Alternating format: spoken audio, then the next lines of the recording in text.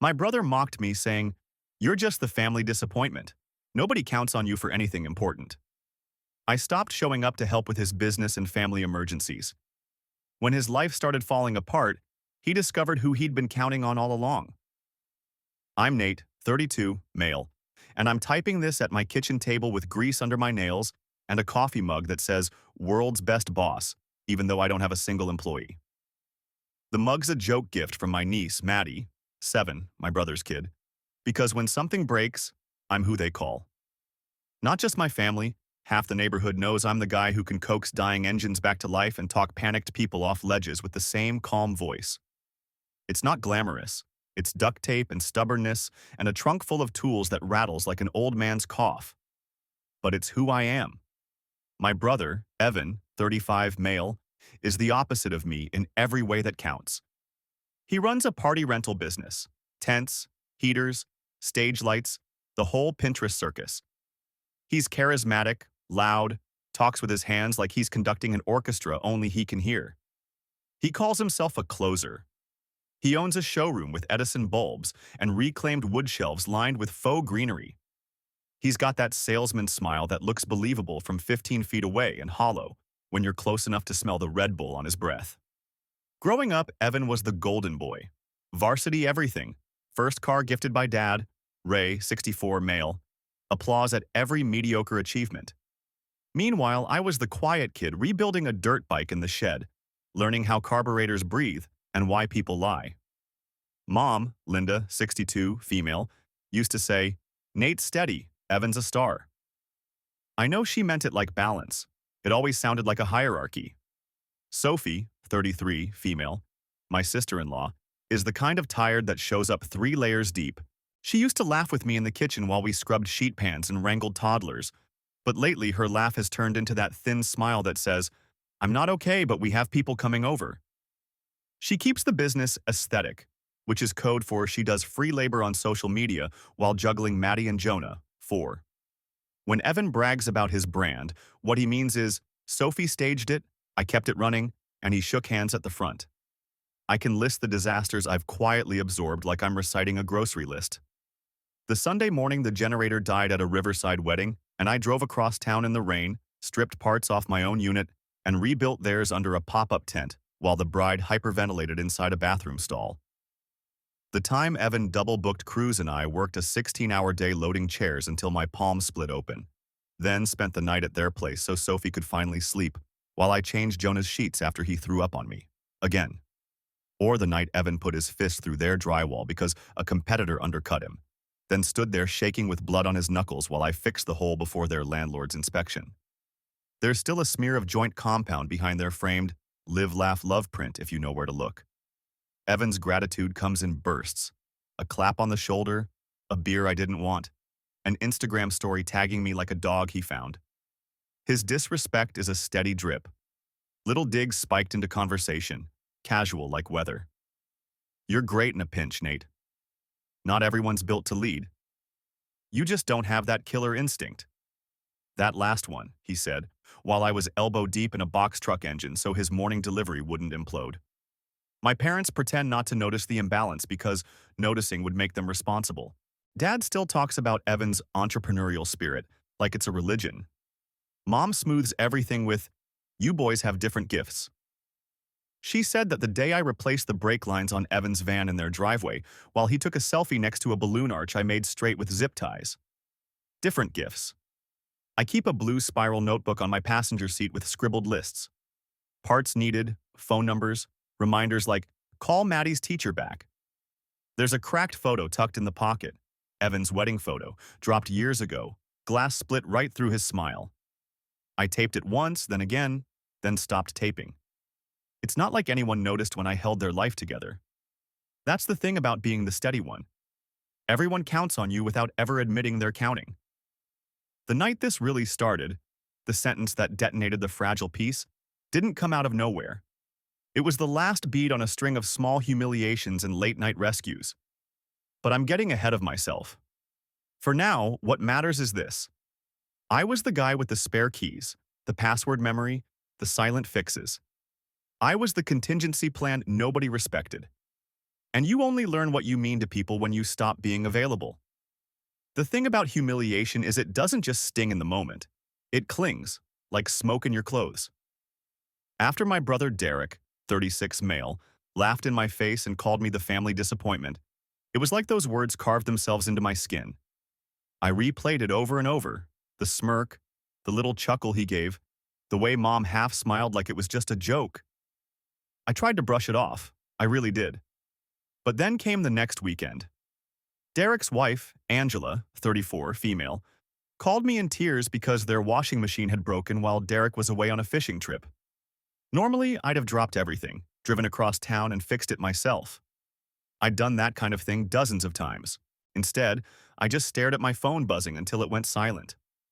By Monday, Derek was already blowing up my inbox with texts.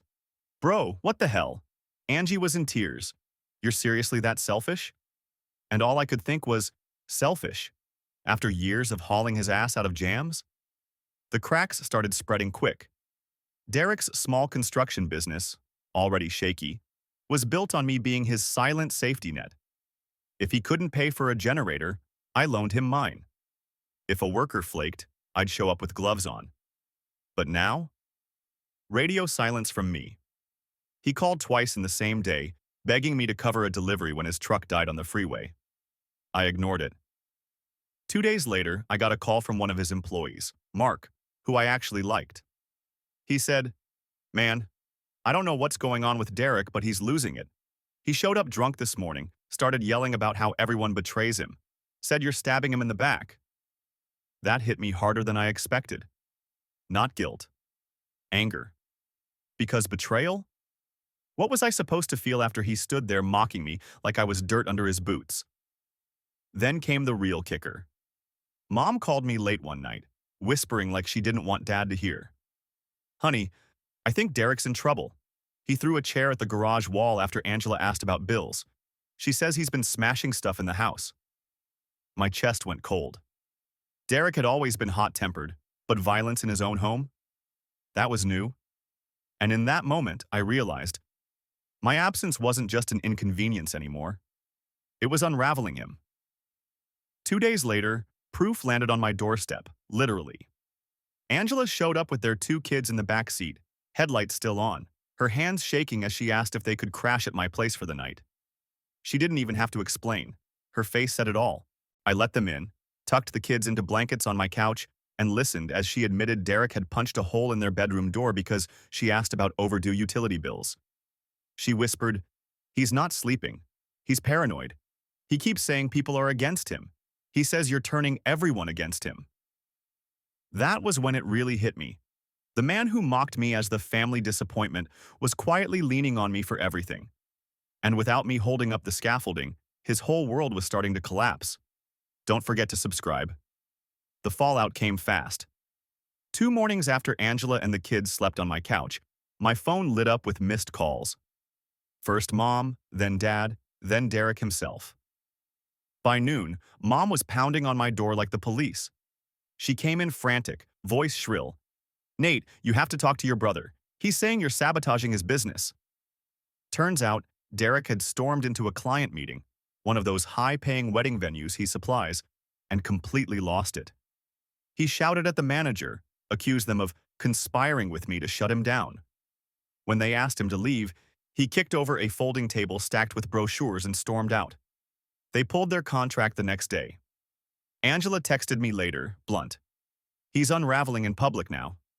That same week, I found my truck keyed so deep across the driver's side, it looked like someone had dragged a knife with rage. My first thought? Random vandalism. But then I noticed the word traitor scrawled in jagged letters across the hood. I didn't even need to guess who it was. When I confronted Derek, just a short text saying, "You serious?" He called instantly, voice slurred and venomous. "You abandoned me. You think you're better than me? Everyone sees it now. You're poison, Nate. Poison." Then he hung up. It didn't stop there. He started showing up unannounced. Twice I caught his truck idling at the end of my street late at night. One time I stepped outside and he peeled off, tires screaming. Another time, he pulled into my driveway, stumbled out, and hurled a smashed beer bottle at my porch before screaming, "You owe me!" at the top of his lungs. Neighbors started asking questions. I told them it was just family drama, but inside, I felt my stomach twist with equal parts fear and fury. Then Dad called. His tone was icy, rehearsed. You need to be the bigger man here. Your brother's struggling. Stop punishing him. Punishing him? That word made me laugh out loud. I wasn't lifting a finger, that's all. But they didn't see it that way. Mom left a voicemail crying about how I'd turned my back on family. Angela apologized for him like she was trying to clean blood off a carpet. And Derek doubled down. The final straw that week was when I came home from work and found my workshop, the little shed where I kept my tools, the heart of all my side projects, with the padlock busted clean off. Inside, chaos. Boxes overturned, shelves kicked in, oil spilled across the concrete like a black stain. My notebook, the one where I'd tracked years of repairs and scribbled private reminders, was ripped in half and left on the floor like a taunt. I stood there shaking, grease still on my hands from the day, staring at the wreckage. That was when it clicked. Derek wasn't just falling apart. He wanted to drag me down with him. And for the first time, I felt the switch flip inside me. I wasn't just going to stand back anymore. The workshop break-in was the line. I hadn't cried in years, but standing there with oil soaking through my boots and my notebook torn in half, something inside me broke clean. I didn't call the cops. Not yet. Instead, I cleaned the mess in silence, every slam of a box back onto a shelf sharpening my resolve. Derek wanted chaos. Fine. I'd give him order. My order. That same night, Angela called me whispering again. He's scaring the kids. Maddie hid under the bed when he started yelling. He keeps saying you're plotting against him. I can't calm him down anymore. I told her flatly. Then stop trying. I'm done being his crutch. If he wants to drown, let him drown. 2 days later, Derek escalated in a way that made sure the whole neighborhood knew. He showed up at my house at 6 a.m., hammering on the door so hard my picture frames rattled. When I didn't answer, he walked around the back and started pounding on my workshop walls, screaming, "Come out, you worthless piece of shit! You think you can abandon me?" Neighbors came outside in their robes. One woman filmed the whole thing on her phone. Derek didn't care. He kicked over my trash cans, hurled a wrench into the side of my truck, then peeled off as the cops finally rolled up. And here's the kicker. When Mom called later, she scolded me. You didn't need to embarrass your brother like that, Nate. The police? Really? You're just making things worse. I almost dropped the phone. Making things worse? He was stalking me, trashing my property, terrorizing his own kids, and somehow I was the problem.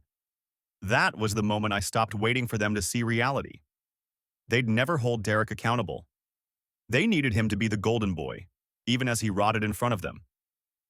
So I started making moves. I went down to the rental supply yard where Derek stored his equipment and talked to a couple of his workers. They were fed up. Late paychecks, missing gear, constant screaming fits. One of them admitted Derek had been pawning tools to cover debts. Another told me he'd shown up drunk to a wedding setup and nearly dropped a heater on a flower girl. I asked simple questions, let them vent, and quietly recorded every word. That night, I pulled up his business's website and social media. All the glowing testimonials, written by me or Sophie. Every repair, my hands, every miracle save, my tools. Without me, the scaffolding was gone. Now I was going to let everyone see it. I didn't want him dead. I didn't want him in prison. I wanted him exposed for his wife, his kids, our parents, his clients, to finally see who he really was without me holding him up. And the best part? All I had to do was step back and let his lies collapse under their own weight. But I wasn't going to just step back. I was going to give them a push. Don't forget to subscribe. Update. Didn't think I'd be back so soon, but holy hell, things escalated. First off, I read through your comments. Some of y'all were calling me weak for letting Derek, yeah, my brother, walk all over me this long. Fair. Reading it back, I see how pathetic it sounds. Years of patching his messes while he spat in my face. But then there were others who hit me right in the chest. You were the backbone of the whole family and they gaslit you into thinking you were nothing. That one? Yeah. That one stung because it was true. Anyway, you wanted an update, so here it is. After Derek trashed my workshop, he fully lost the plot. Neighbors caught the whole scene on camera. Him screaming like a lunatic, smashing things, cops pulling up while he sped off. Guess what my mom said? You embarrassed him. Like he wasn't the one pounding on my walls at sunrise like a junkyard dog. Unreal. Here's where it gets wild. I found out his employees are basically mutinying. Two of them reached out after they saw what happened at my place. Told me he hasn't paid them in weeks, that he's been pawning equipment, and that they're done covering for him. One of them even sent me screenshots of texts Derek sent at 3 a.m., paranoid rants about me, plotting with his enemies. So yeah, the golden boy is crumbling. And the family? Still trying to pin it on me. My dad literally told me, be the bigger man, he's your brother. Like I haven't been carrying his ass my whole life. But here's the thing, I'm done carrying. Y'all convinced me. You're right, this isn't about me fixing him anymore. It's about showing everyone who he really is when the safety net's gone. And let me tell you something. I've already started pulling threads. Next update's probably going to be chaos, because I'm not just sitting back anymore. If Derek wants to play the victim while destroying everything around him, then fine. I'll make sure he has an audience when the curtain drops. The first move wasn't dramatic. It didn't need to be. All it took was sending a few emails. I compiled everything Derek's employees told me, late paychecks, pawned tools, drunken setups, and sent it straight to his biggest client, a downtown event hall that booked him for monthly corporate gigs. I attached photos of the vandalism at my place and even clipped the neighbor's video of him screaming at my workshop. The subject line was simple, for your liability's sake. Within 48 hours, they cut ties. Thousands of dollars a month gone, just like that. Derek showed up at my door again, red-faced and spitting rage. You did this! You ruined me! He shoved me hard enough against the siding that my shoulder bruised. I didn't swing back. I just looked him in the eye and said, you ruined yourself. I just stopped cleaning it up. The words hit him harder than my fists ever could have. He staggered back like I'd punched him. That weekend was the Wedding Expo, his big annual showcase where he normally rented a booth, displayed his tents and lighting rigs, and schmoozed brides-to-be. I knew he couldn't afford it this year, but I also knew Angela still had access to the bank account. And sure enough, he showed up with a booth. Except half the equipment was missing. He couldn't rent lights because 2 sets were already pawned. He patched together some busted tent poles and tried to put on a show. I watched from the back of the hall as brides walked past wrinkling their noses, vendors whispered, and one of his competitors snapped a picture of his broken display for Facebook. It was humiliating, and it was exactly what I wanted. The cherry on top? Angela came to me afterward, furious, not at me, but at him. He maxed out the joint card for that joke of a booth. We can't pay rent now. The kids don't have grocery money. She finally saw what I'd been saying all along. Derek didn't care who he dragged down, as long as he looked important for 5 minutes. That's when I made my second move. I printed flyers. Nothing flashy, just white paper, black text, a few screenshots of his rants to employees, and that neighbor's video of him losing his mind with a QR code. At the bottom, would you trust this man with your wedding? By Monday morning, those flyers were taped to lampposts near every venue he worked with. By Tuesday, his phone was blowing up with cancellations. Angela texted me 2 words. It's over. And still, he didn't stop. Wednesday night, I woke up to the sound of glass shattering. One of my windows smashed clean in. My dog barked until her throat went raw, and when I ran outside, Derek was standing in the street sobbing. Actually sobbing. Screaming at me like a wounded animal. Why did you do this to me? That was the moment I realized. The revenge was working. The mask was off. Everyone was seeing him for who he really was. But it also meant he was more dangerous than ever. After the window smash, the cops finally stopped treating this like just family drama. They took my statement, wrote up a report, and promised to check in. But Derek had already vanished into the night. The next morning, my parents showed up at my place, both tight-lipped. Mom's eyes were red, Dad's jaw clenched like stone. They didn't even knock, just walked in like it was still their house. Dad went first. You've humiliated your brother. Whatever grudge you're holding, let it go before you destroy him completely. I laughed in his face. Destroy him? He smashed my window. He stalked me. He's terrorizing his own wife and kids. You still don't get it. He's destroying himself. Mom whispered, but you're his brother. Like that was supposed to erase everything. That conversation ended with me pointing at the door and saying, get out. My own parents. Out of my house. I felt sick, but also lighter. Meanwhile, Derek kept unraveling. Angela finally filed a restraining order after he showed up at Maddie's school, screaming at a teacher who wouldn't let him pull her out early. He was escorted off the property in front of a crowd of parents. Word spread fast, and that was when I dropped the hammer. Remember the recordings I'd made of his employees? I compiled them, audio clips of him cursing, threatening, admitting to pawning gear, into one neat little package. Then I uploaded it anonymously to Facebook in a local weddings and events group with 10,000 members. Title: PSA: Think twice before booking with Derek, last name. Within hours, the comments section turned into a bonfire. Former clients piled on with their own stories: botched events, missing deposits, broken promises. One bride posted photos of her ruined reception setup saying, "This is the guy who abandoned us on our wedding day." It went viral locally. By nightfall, every vendor, every venue, every bride-to-be in town had seen it. Derek's business was ashes. He didn't take it quietly. That night, he stormed Angela's house, pounding on the door until the cops dragged him off in cuffs. Maddie called me crying, voice trembling. "Uncle Nate, Daddy's scary."